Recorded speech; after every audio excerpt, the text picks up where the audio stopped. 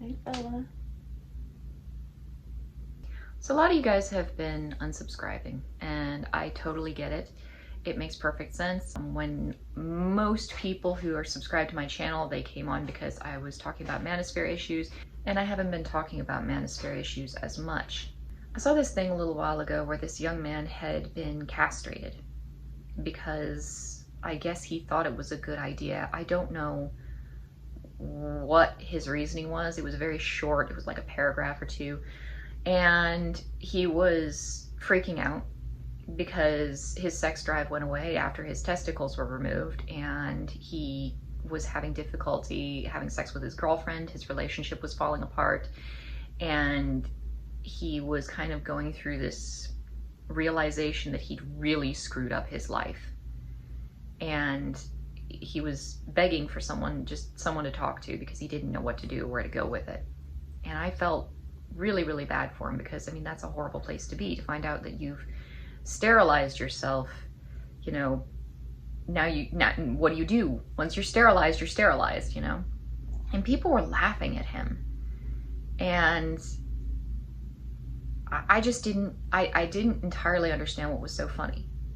You know, this is a young man who, you know, yeah, he's an adult. He made this decision, but somewhere out there, there's a therapist who signed off on that and said it was a good idea.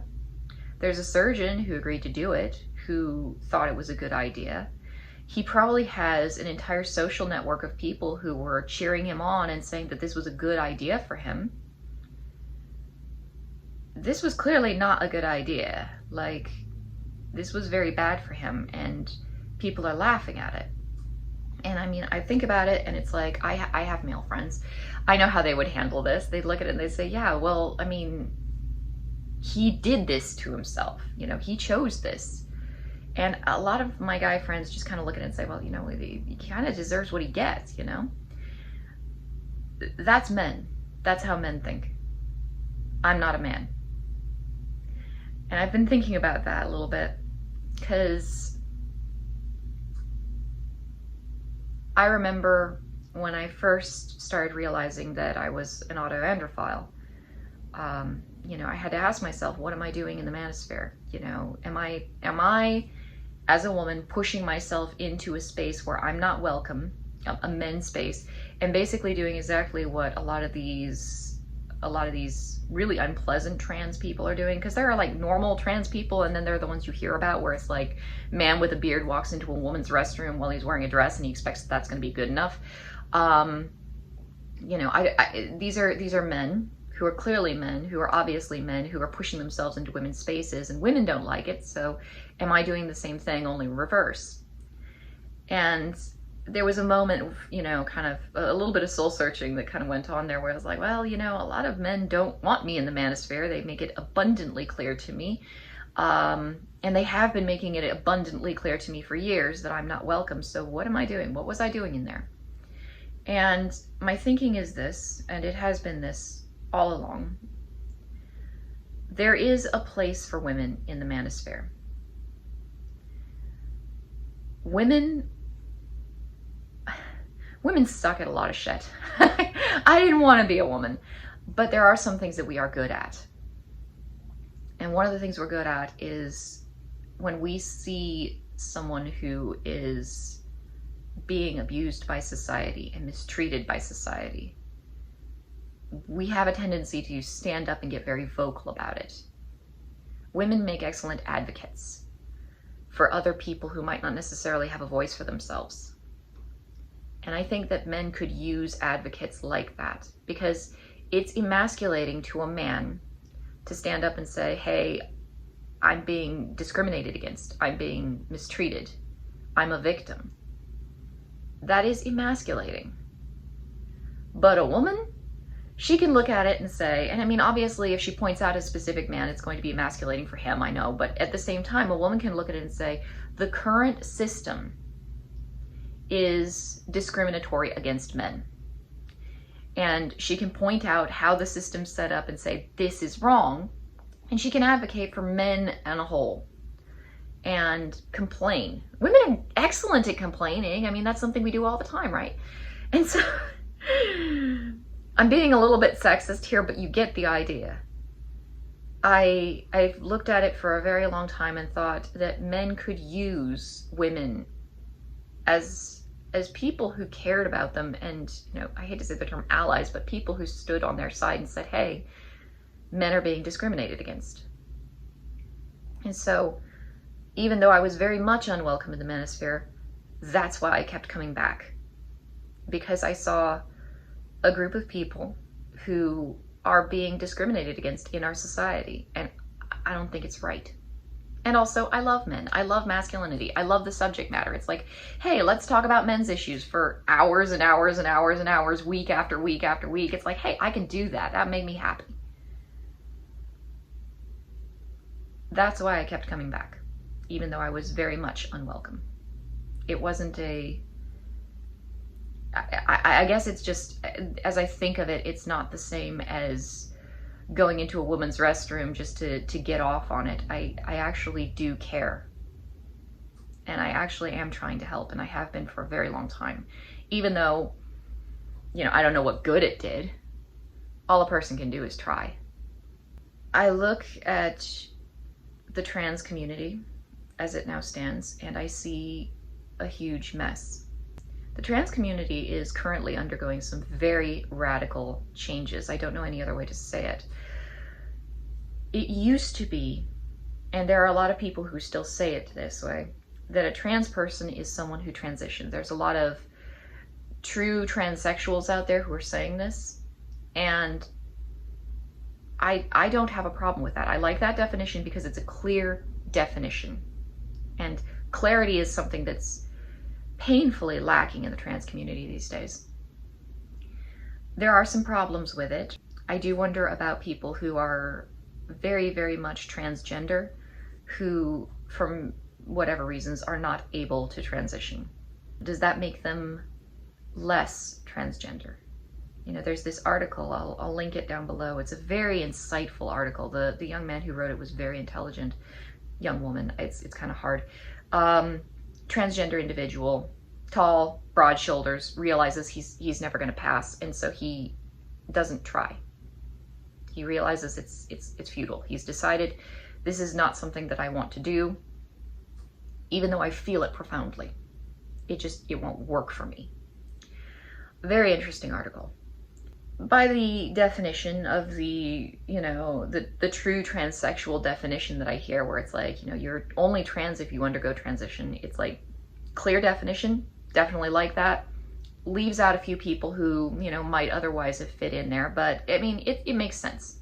And I can respect that. So what's going on with all these other people?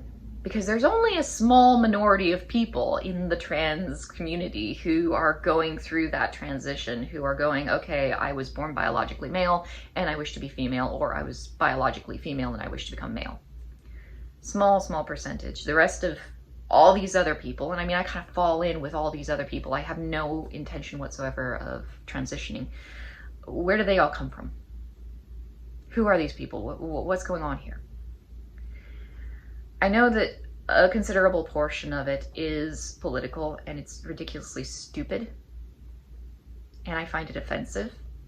And I'm sure that there are many people who are looking at me and thinking that I'm doing this for political reasons and that it's offensive of me as well. Fair enough. I don't care. I don't care. But you know, there is that element. The thing that interests me is that that is not the entirety of it, I think. I think that there are also people who are subclinical, who are sort of trans. In my last video, I talked about the Benjamin scale of transsexuality, I think it's called. There are a range of degrees of severity. And I mean, this was done by a doctor in a clinical setting. And so people are gonna get upset and be like, well, you're pathologizing transgenderism. Fair enough. But this was done by a doctor in a clinical setting. And the clinical element of it is the fact that these were people who were seeking medical transition. And so when he's talking with them, that's what they're talking about. That's why there's a clinical element to it. because these were people who wanted to undergo medical procedures, take hormones, alter themselves physically. And he found, and I think this is very important, that not everybody really wanted that.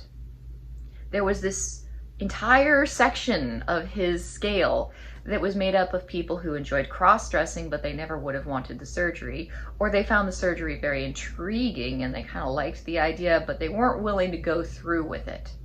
For many decades now, we've gone with this definition that a transgender person is someone who has one biological sex and they decide to switch as much as they are physically capable, so that they can pass themselves off as someone of the opposite gender because they feel that that's more true to themselves. There's a very interesting series of essays I read on intersex conditions and the difficulty in accurately identifying and diagnosing intersex conditions. So there's probably a subsection of this transgender definition who are actually intersex, who've never been identified. Fascinating idea. Not exactly the point of this video. There are those people. And I remember when I was 21-ish, I think, I met a trans lady who was very curious on whether or not I was trans because I looked extraordinarily masculine. And she was wondering, you know, are you seeking to transition? And I wasn't seeking to transition. So, you know, she said, well, then you're not trans. Fair enough. We have, for the longest time, for many decades, excluded this other portion of the population. Like, they just haven't been in the public eye. They haven't been in the debate. I think everyone knows there have always been cross-dressers, there have always been drag queens, but it was like this other category that was just kind of not clearly defined, and so nobody really looked at it too closely. This is a piece of the Benjamin scale. It's been existent from the days that Dr. Harry Benjamin was alive all the way up to the present, and it's very, very ill-defined because nobody's really looked at it too closely. So we do have our transgender people who switch, you know, very clearly, very binary. I was born a woman, I want to become a man. I was born a man, I want to become a woman. All these other people over here, we don't have a clear definition for. There's a lot of ambiguity to it. Some of these people are autogynephilic. Some of them are autoandrophilic. I understand that in trans community, to say autogynephile, you kind of have to whisper it like it's a dirty word. But they are. Some people are. This young man who was castrated probably was an autogynephile. He had a sexual fetish, a sexual fantasy, and he tried to follow it, and when he did follow it, it kind of led him to a bad place. Not all autogynephiles should transition. Not all autoandrophiles should transition. If you want to go by the terminology in Phil Illy's book, autoheterosexuals don't necessarily need to transition. Some really desperately want it, badly enough that they will go and they will transition, they'll go through with it. Many of us do not necessarily want that. Are we transgender? Hell if I know. Hell if I know. The definition is so vague and blurry. Right now it's someone whose gender identity doesn't align with their natal sex. So yeah, that's me, all right, but that doesn't necessarily mean a heck of a lot because there's a huge subsection of the population right now who kind of fit in this gray area. And then you subdivide it further. How many of these people are awkward teenagers who are just figuring themselves out? How many of these people are making a political statement and really just need to shut the hell up? I hate shutting people up. I hate like breaking down discourse, and I hate telling people not to talk about something. But if you're really only doing this for political clout, shut the fuck up. Please. We have enough noise and distraction on this issue. We don't need any more. And you might be looking at me again. Do I need to shut the fuck up? Maybe I do. Maybe I do. You know, the day that somebody can tell me in a reasonable way and explain to me in a reasonable way why exactly I need to be shutting up, I will shut up happily. I'll go back to the manosphere. I'll talk about men's issues. I'll be a happy little autoandrophile. Because that part's pretty ingrained, I gotta say. That's been a lifelong condition. It's probably gonna follow me to the day I die, and that's fine. I didn't think anyone needed to know about that part of me. And now that I look at the current societal problems that are floating around out there, it's kind of like, okay, maybe I do need to talk about this. In fact, I feel somewhat obligated to talk about this. Because how many people right now are just like me?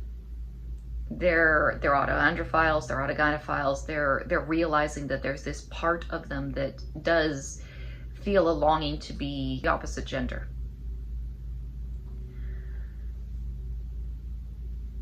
That doesn't mean you should act on it. It doesn't mean you should act on it. Bad things happen sometimes when people, you know, jump into these sorts of things without really taking the time to consider the consequences. I mean, I could make video after video on why I don't want to transition. The medical problems, the consequences for my husband, the consequences for my kids. You know, that's 3 reasons. That's only 3 reasons. But I see a lot of young people who want to do all the procedures. You know, they're young and right away it's like, I want to do all the things. I want to get the mastectomy. I want to get the phalloplasty. I want to have, you know, facial reconstructive surgeries. I want to, you know, I want to have shit tons of testosterone. I remember one girl, I can't remember where she was talking about her experience, and she was like, you know, I was so excited about it. I was so ready to do all the things. I didn't know what puberty blockers were. I didn't know if I needed them, but I wanted them. And it's like, dude, youth and enthusiasm is definitely a wonderful thing, but, you know, people need to take time to figure themselves out, especially if they're like me. You know, maybe you are like me. It's a very tempting consideration. You know, they have the magic button question. It's like if somebody presented you with a magic button and if you pushed it, you could switch yourself over and you could become, you know, in my case, a man of roughly the same level of attractiveness, and, you know, you could maintain your relationships, maintain your family, maintain all the things that, you know, that you have in your life. It's like, well, that's a very tempting button to push. But the reality is, transness doesn't exist inside of a bubble. I do have relationships. I do have a husband. I do have kids. I do have my physical health to take care of. These are considerations that I just don't think it's worth that kind of a deal. How many people like me are out there? How many people like me are wandering around saying, oh, I'm non-binary? Maybe I'm non-binary means I kind of want it. I feel like I want it, but I don't want to undergo the hormone therapy or the surgeries. I'm wondering how many of those are out there.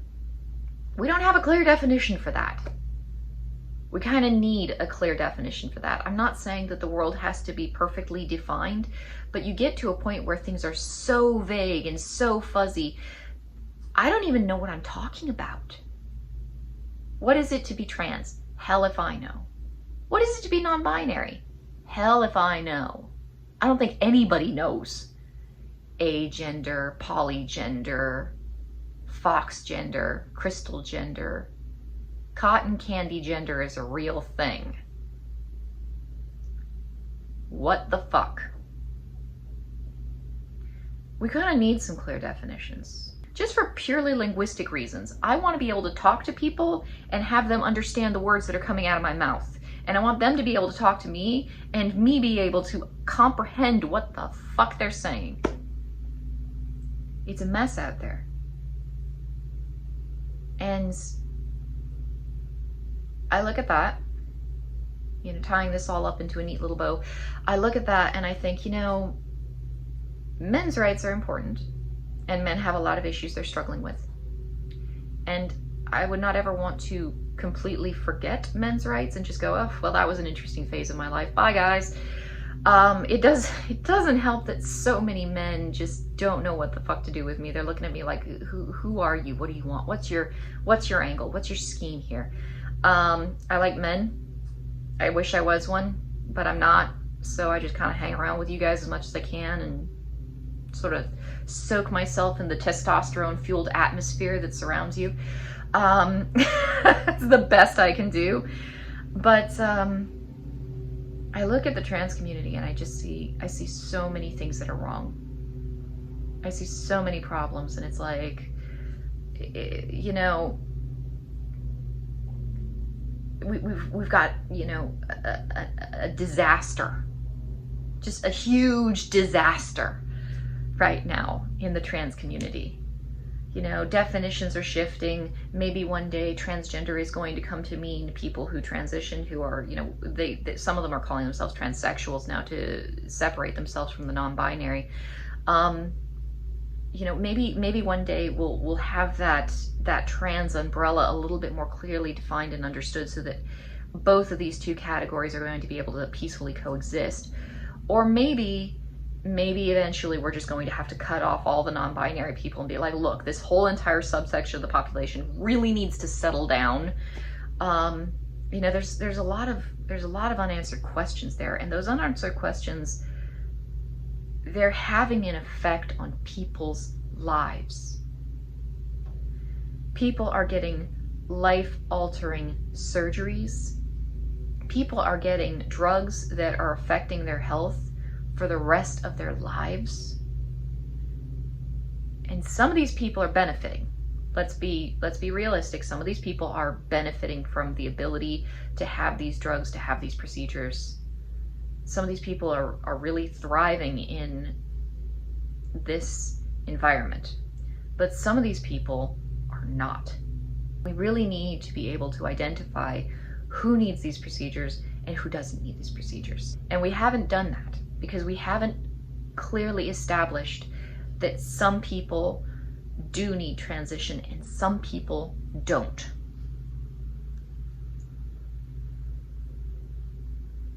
So that's what I'm working on. I think that's important. I think that's something that is, you know, if I'm doing triage on the subjects that I'm going to be talking about, you know, the manosphere is a gaping wound, yes, but the trans community is bleeding to death. I kind of have to go with them for a minute. And I understand all the people who are unsubscribing as a result.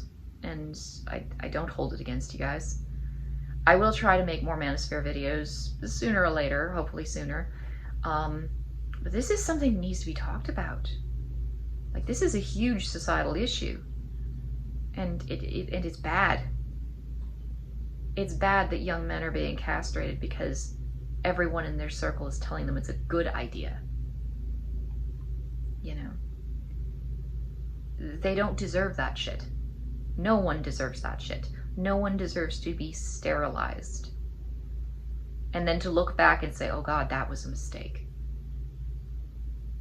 That's horrible. We need to fix that problem. That's what I'm looking at. That's where I stand right now. Anyway, that's my thoughts for today. I hope you are all having a wonderful week, and I'll talk to you guys later.